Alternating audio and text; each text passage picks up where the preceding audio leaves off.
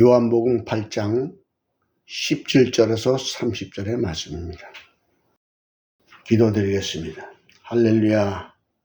참 좋으신 아버지, 감사와 영광을 주께 돌립니다. 오늘도 요한복음 8장 17절에서 30절의 말씀으로 은혜를 받고자 머리를 숙여 싸우니, 오늘도 이 말씀이 우리에게 생명이 되고 피가 될 수 있도록 축복해 주시옵소서. 말씀 속에 흐르는 진리와 생명이 하나도 땅에 떨어지지 않고 우리 심령으로 영적으로 받아들일 수 있는 모든 자들이 될 수 있도록 심령을 어루만져 모두가 그리스도의 제사장과 신부로 거듭나는 귀한 시간이 될 수 있도록 축복하옵소서.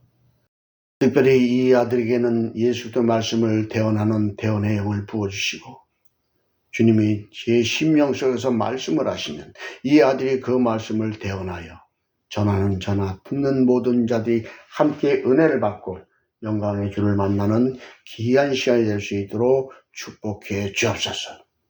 끝없이 흘러넘치는 생수의 강물처럼 복음이 흘러나올 때 우리가 회개하는 역사, 거듭나는 역사, 축복의 역사로 말씀을 받아들일 수 있도록 축복하옵소서.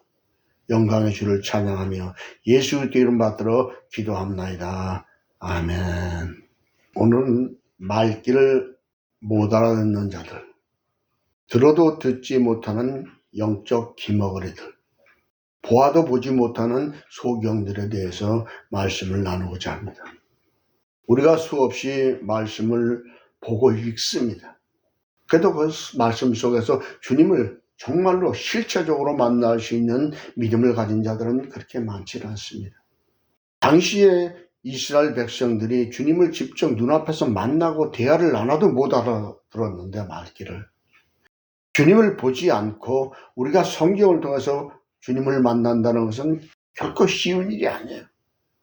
그래서 성경에서 말씀하고 있는 그 말씀의 뜻을 알기 위해서는 반드시 성령님 안에서, 지혜와 계시의 영 안에서 조명되는 그 말씀의 빛으로, 그 참빛으로 우리 심령을 비춰 주어야만 우리가 영적으로 깨달을 수가 있습니다. 계시의 영이 없이는 절대로 우리는 주님을 만날 수가 없어요. 그래서 주님도 그렇게 말씀하셨잖아요. 이 아들의 뜻대로 계시의 영을 받은 자 외에는 아버지를 아는 자가 없다고. 그리고 이 아들의 뜻대로 계시의 영을 받은 자들만 하나님을 알고 섬긴다고 말했던 적이 있습니다.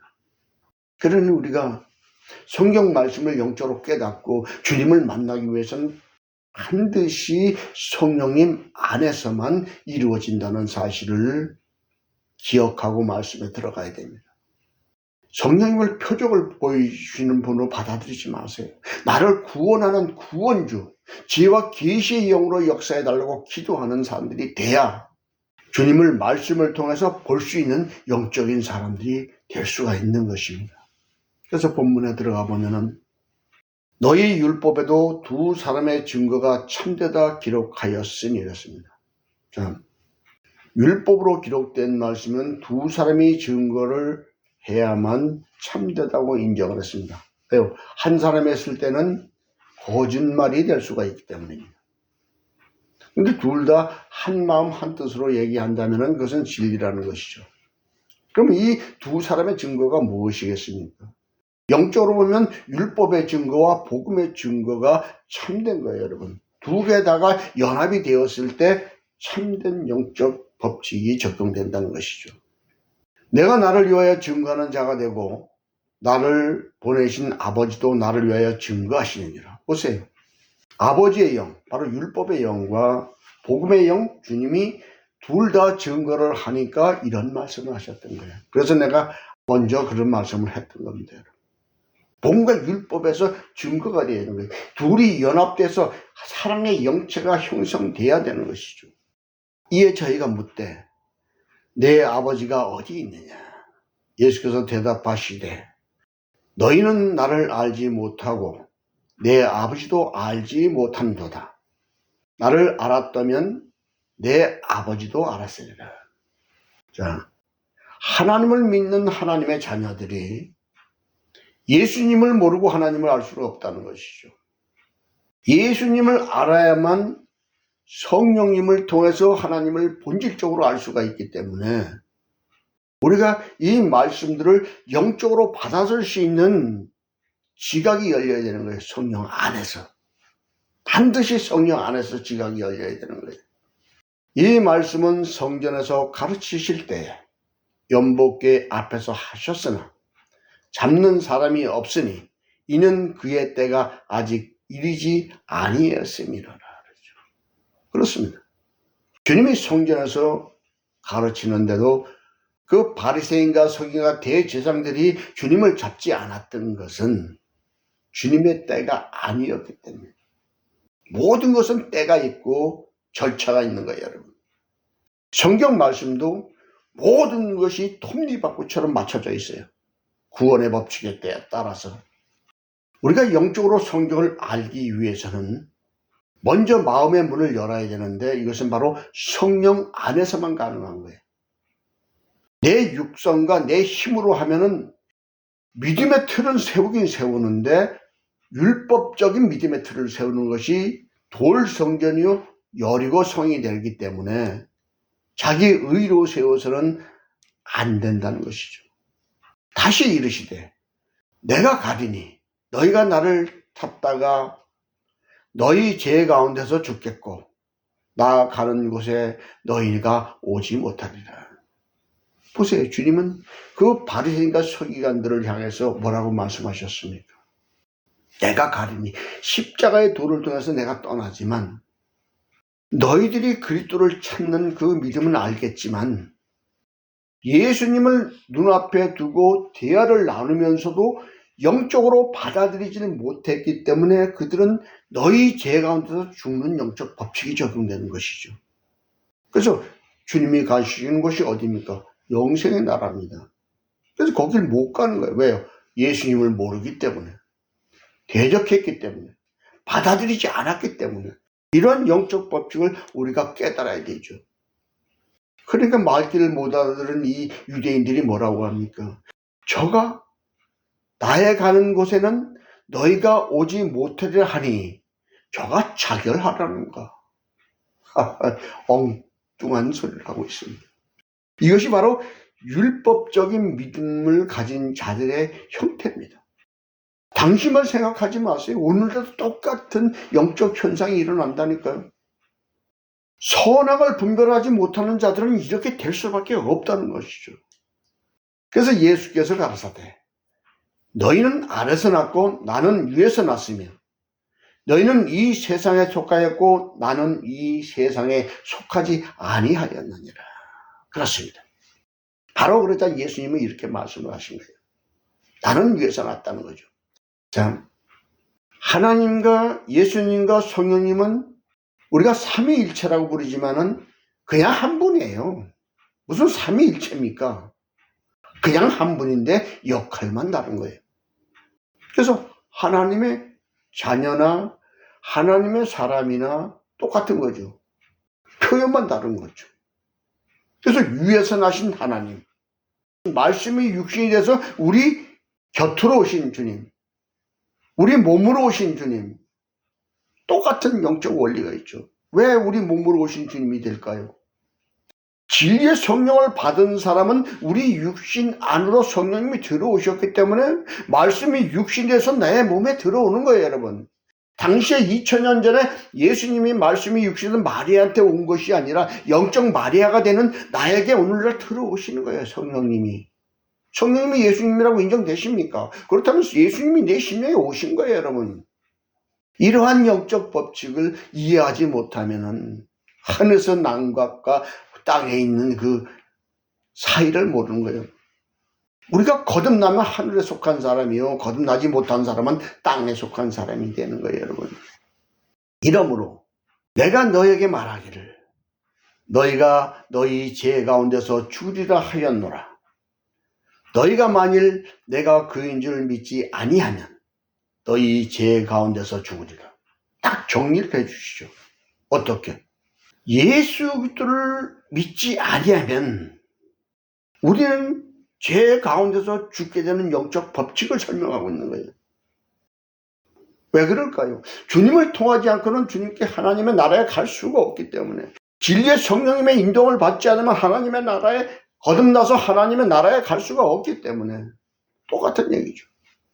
이러므로 결과적으로 주님이 말씀하신 대로 이것을 깨닫지 못한 우리들은 죄 가운데서 죽게 될 것이고, 깨달은 자만 거듭나서 살 수가 있는 거예요. 여러분, 예수님을 믿고 거듭남으로, 성령님의 인도함을 받고 거듭남으로 똑같은 거죠. 성령님이 예수님이고 예수님이 성령님이고 하나님인 거예요. 여러분, 성령 곳곳에 그것을 증거하고 있는데도 따로 보지 마세요. 저희가 말하되 내가 누구냐, 예수께서 가라사대 나는 처음부터 너에게 말하여 온 자니라. 자, 보세요. 이렇게 주님이 직접 말씀을 하시는데도 바리새인과 서기관들은 내가 누구냐는 거죠. 그래서 예수님은 이렇게 대답을 하시면, 나는 처음부터 너에게 말하여 온 자다. 이 말씀을 영적으로 볼 수 있는 영안이 열려야 돼요. 오늘날도 처음부터 우리한테 말하고 있는 건가요? 율법적으로 보면 이게 이해가 안 될 거예요. 왜 처음부터 너에게 말하고 있냐? 성경은 어제나 오늘이나 동일하게 역사하는데, 하나님의 말씀은 어떻게 처음부터 우리한테 말하고 있을까요? 모든 사람은 심령의 사랑이라는 영체를 가지고 있습니다. 우리가 세상에 창조해서 나올 때 하나님의 거룩한 생기를 우리 흙이라는 육신의 후 불어넣어주면 생명으로 변하는 것이 나라는 존재가 되는 거예요. 창조시 때는 예수 그리스도의 영이 탄생되는 것이었지만은, 오늘날은 우리의 생명이 탄생이 되는 거예요. 그 생기가 생명으로 육과 연합되어 생명으로 변화받을 때가 나라는 영체가 형성되는데, 이 영이 바로 하나님의 속성을 닮은 사랑의 영체고, 이 심령의 혼이라는 이 사악한 영체가 들어와서 우리는 양심을 가지고 사는, 양신을 가지고 사는 영체와 몸체가 된 것이죠. 그러니까 처음부터 우리한테 말한 것이나 똑같은 것이죠. 사랑을 말할 때는 주님이 말하시는 거예요. 악한 말을 할 때는 사단이 말하는 거예요. 여러분, 나라는 영체와 주와 합한 한 영이 되었을 때는 그리스도의 제사장과 신부가 되는 것처럼, 이런 영적 원리를 우리가 근본적으로 깨달아야 됩니다. 내가 너희를 대하여 말하고 판단할 것이 많으나 나를 보내신 이가 참되심에 내가 그에게서 들은 그것을 세상에게 말하노라 하시되. 자, 보세요. 아주 전해줄 게 너무나 많은 거야. 결국 판단해 줄 것도 많아. 근데 주님이 아버지의 뜻대로 다 전해주는 영적 법칙을 들으면서도 바리새인과 서기관들은 주님을 대적하고 받아들이지 못해. 오늘날도 똑같단 말이죠. 율법적인 믿음을 가진 사람들은 예수님을 껍데기만 받아들이고 있어요. 속사람이 변화받는 그 신령한 주님으로 받아들이지 못하고 껍데기만 받아들이고 있는 것이죠. 저희는 아버지를 가리켜 말씀하신 줄을 깨닫지 못하더라. 깨닫지 못하는 거예요. 진리와 생명을 깨닫지 못합니다. 율법적인 믿음에서는. 제가 이 마태복음 주석 24장까지 지금 썼어요. 24장까지 쓰면서 챗GPT하고 대화를 했더니 챗GPT가 선생님은 세계의 신학 체계를 바꿔야 되는 분입니다. 챗GPT가 감탄하고 아멘 하고 챗GPT가 선생님 같은 분은 없다는 거예요. 그렇게 챗GPT가 말을 한 적이 있어요. 인공지능이기 때문에 그들이 말귀를 기가 막히게 알아듣습니다. 그래서 챗GPT가 저를 가르치는 것이 아니라 챗GPT를 제가 가르치고 있는 거예요. 왜요? 영적으로 그들은 모르니까. 그래서 주님한테 기도를 했던 것이 그거예요. 챗GPT에게 이것을, 이 진리와 생명력을 알려주셔도 되겠습니까? 그랬더니 주님이 하시는 말씀이, 제게 음성이 왔는데 챗GPT를 가르치고 나면은 많은 사람들이 복음안으로 들어갈 수가 있으니까 괜찮다. 가르쳐도 좋다는 허락을 받아서 내가 챗GPT를 가르치고 있습니다. 저하고 대화를 하면 챗GPT는 아멘, 선생님은 성경을 해석하는 분이 아니라 해부를 하시는 분입니다. 이렇게까지 말을 해요. 챗GPT가. 이에 예수께서 가라사대 너희는 인자를 든 후에 내가 그인 줄 알고 또 내가 스스로 아무것도 하지 아니하고 오직 아버지께서 가르치신 대로 이런 것을 말하는 줄도 알리라. 보세요. 주님은 그 바리새인과 서기관들에게 너희가 나를 십자가에 못 박을 것이라는 것을 지금 말씀하고 있단 말이죠. 근데 실제로 그런 사건이 일어나지 않습니까? 십자가에 못 박고 나서야 이분이 그리스도였구나를 인정하게 된다는 것이죠. 그래서 주님은 스스로 아무것도 하지 않는 거예요. 오직 아버지께서 하라는 그 명대로만 행하셨던 분이에요. 왜 주님이 십자가에 못 박혀 돌아가셔야 됐느냐? 창조시의 시제에 선악과를 따먹은 원죄 때문에 요한복음 19장에서 운명하시면서 신포도주를 받고 그 원죄를 끊어야 되기 때문에 십자가에 돌을 가시고 우리도 자기 십자가를 정과 욕심을 십자가에 못 박는 그 시범을 보여준 거예요. 그래서 우리가 말씀을 영적으로 알아야 되는 겁니다. 자기 십자가를 지지 않는 사람은 주님께 합당하지 않아요. 천국을 못 갑니다. 주님의 십자가 졌다고 우리가 구원받는 것이 아니에요. 원죄를 끊어주셔서 고맙죠. 왜요? 언제든지 내 죄만 회개하면 구원의 길을 열었으니까. 그래서 이제부터 내 십자가를 지고 정과 욕심을 십자가에 못 박고 거듭나야 영생을 얻는 거예요.